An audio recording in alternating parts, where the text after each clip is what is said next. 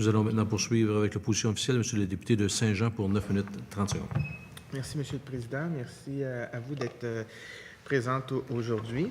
Je voulais voir avec vous, dans vos recommandations, vous mentionnez toute la question d'avoir un registre des morsures. J'aimerais ça peut-être que comment vous voyez ça, ce registre-là? Les gens qui ont subi une morsure devraient être déclarés, ou c'est les médecins qui devraient le faire, ou comment vous voyez ça?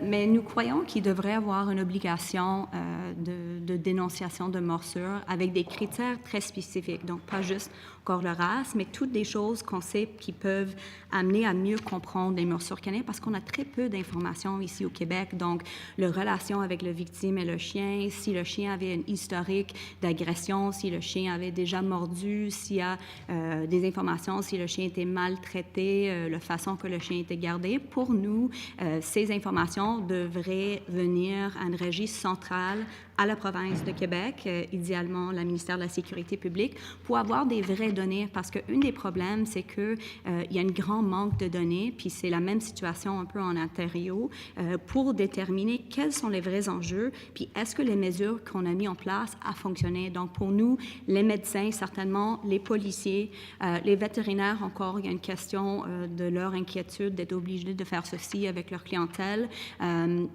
Les propriétaires de chiens, donc oui, avoir une obligation de rapporter et avoir des obligations de détail pour avoir une meilleure compréhension de ce qui encadre les morsures pour voir est-ce que les mesures qui étaient mises en place fonctionnent. Sinon, mais il faut évaluer et d'avoir un enjeu, combien de morsures est-ce qu'ils ont, où ils arrivent, c'est quoi les âges des personnes impliquées. On n'a aucune de ces informations parce qu'il n'y a aucun registre provincial ici au Québec ni ailleurs au Canada. OK. Parce que je regarde là, votre documentation, je regarde les chiffres que vous amenez et il y a quand même un écart assez impressionnant entre les chiffres que vous amenez en termes de nombre de morsures là, liées à un chien de type pitbull versus à ce qu'on est habitué de voir soit dans la documentation de d'autres personnes ou de d'autres organisations. Donc, est-ce que ce serait une explication? Parce que là, vous prétendez qu'il y en a à peu près 2 %, puis bon, on entend ailleurs un peu plus. Donc, comment que vous expliquez ça? C'est parce qu'il n'y a pas justement une obligation de... C'est basé sur... Vos chiffres sont basés sur ce qu'on voit dans les médias, puis là, avec qu'est-ce que vous avez amené, vous dites, bien, des fois, ce qui est dit, c'est pas nécessairement exact et tout ça. Donc, comment on peut documenter ça actuellement au Québec, là, combien il y a de morsures? Mais c'est ça, c'est ça, même les statistiques des États-Unis, donc les statistiques qui viennent du CDC, AVMA, les statistiques qui étaient citées hier par d'autres groupes, disent qu'on ne peut pas retirer des conclusions par rapport à la pourcentage de races qui ont mordu parce que, premièrement, on n'a aucune idée du nombre total de morsures. Deuxièmement, c'est impossible de savoir même le nombre total de chiens dans la population et quel est le pourcentage de certaines races dans la population. Parce que même si on regarde l'exemple de la Ville de Montréal, c'est un bon exemple pour expliquer la problématique. La Ville de Montréal dit 40 % des morsures viennent des pitbulls, mais représentent juste 3 % de la population. Où est-ce qu'ils viennent? 40 % de morsures, il n'y a aucun registre à Montréal. Donc, oui, il y a certains cas dans la média, peut-être la police, qui sont au courant, mais aussi, de leur propre aveu, moins que 35 % des chiens ont une licence. Donc, comment est-ce qu'ils savent c'est quoi la population au niveau des races des chiens? Et c'est les mêmes problématiques qui sont dans encore, on parle des peer-reviewed studies utilisées pour parler quelles races sont impliquées dans les morsures. Il explique, voici les failles dans nos études. Donc, nous, on n'a jamais dit un race, tel pourcentage versus d'autres. Tout ce qu'on a, c'est les informations qui manquent et de dire que selon les décès, ça c'est la seule chose, et les hospitalisations qui peuvent être vérifiées, voici les informations qu'on a. Et on dit toujours un chien identifié comme, parce que sans test ADN, c'est impossible de savoir exactement. Et même à ça, il y a des débats, mais si un chien est 80 % caniche, puis 20 % Staffordshire Terrier, est-ce que c'est un pitbull ou est-ce que c'est un caniche? Impossible à dire, mais ça, c'est tout. Vraiment, je vous dis, pour cette question-là, regardez dans l'annexe 1 l'étude de Sachs et al., qui est très, très intéressante, qui parle, le titre, c'est les chiens, breeds of dogs involved in fatal human attacks in the United States. Puis il y a toute une section qui explique très bien la problématique de retirer des conclusions concernant une race qui est plus dangereuse ou autre, et la problématique sans un registre vraiment fiable et une idée de la vraie population canine dans un certain endroit, de retirer des vraies conclusions de ceci. OK. Mais dans votre document, vous mentionnez des chiffres. Comment vous amenez des chiffres dans ce cas-là? Mais on a... Vous avez mentionné un certain nombre tantôt là, dans votre présentation aussi. Je crois que vous avez dit, que 16 cas là, dans les dernières années. Tout ça. Et c'est documenté dans les médias? Les statistiques, donc ça vient des... Je vais vous voir... C'est là? Oui, mais ces statistiques-là viennent, il y a une étude qui s'appelle Co-Occurring. Encore, eux, ils parlent aussi qu'ils ne sont pas au courant de tous les morsures, mais il y a une étude qui ont regardé plus que 250 cas des décès qui ont amené à des fatalités.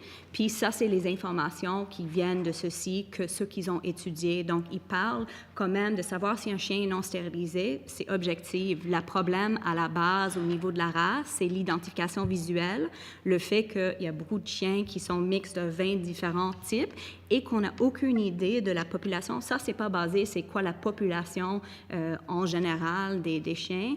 Et les questions de décès, mais c'est facile parce qu'on regarde des rapports coroner. Dans tout ce qui est hospitalisation et coroner, on a des vrais documents. Mais par rapport aux statistiques, c'est très, très difficile sans avoir un registre. Et pour nous, c'est la raison que c'est tellement important que ceci soit inclus dans le projet de loi provincial. OK. Vous avez abordé tantôt la question de la Ville de Montréal, mais on pourrait élargir plus largement. Je comprends que vous êtes davantage sur le territoire de la Ville de Montréal, mais la présence ou non de SPA ou de SPCA dans certains endroits du territoire québécois, est-ce que, selon vous, ça peut avoir un impact? Ou c'est plus difficile pour certaines municipalités d'appliquer d'une réglementation? Parce que vous dites, dans le cas qui est malheureux qu'on connaît, la Ville avait des informations, le service de police, etc., aurait pu intervenir.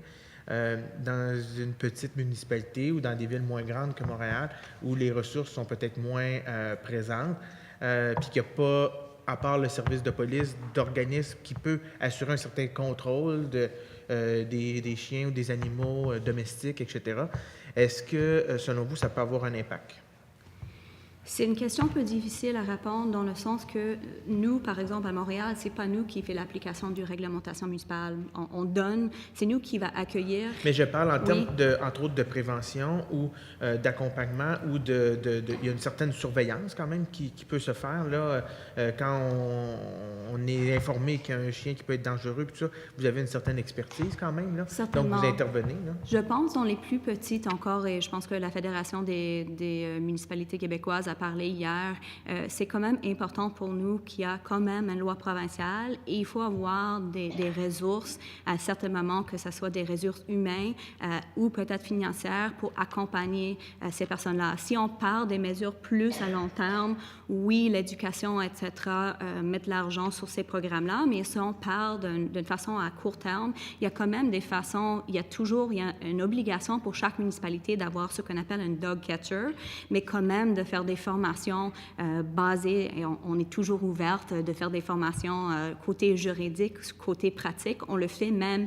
avec les agents de la Ville de Montréal, de comment agir dans des cas où il y a un chien qui agit d'une façon, des comportements agressifs, quoi faire s'il y a un propriétaire qui maltraite leur animal, etc. Mais j'avoue que c'est vrai, c'est quelque chose qu'il faut y penser, mais c'est un enjeu d'avoir une loi provinciale en général, pas juste les petits partis sur lesquels on a des inquiétudes, mais c'est un plus grand, je pense, enjeu que le gouvernement doit regarder au niveau d'une loi provinciale partout dans le Québec. Je ne parlais pas nécessairement d'une réglementation municipale, mais une présence d'organisation ou d'un service plus spécialisé dans la question des animaux.